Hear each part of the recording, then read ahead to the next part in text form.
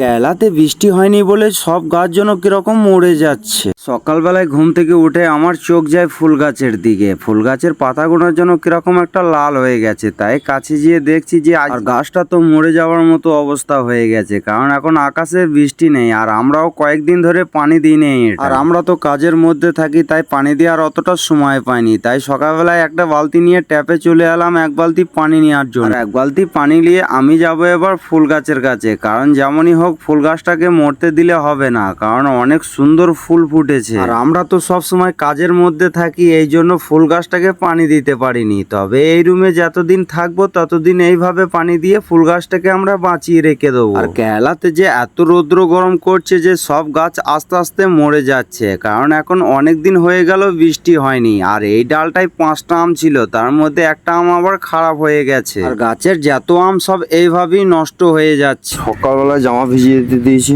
এটা কাচতে হবে। তো আগে কেচেলি, তারপর আবার কাজে দিতে হবে।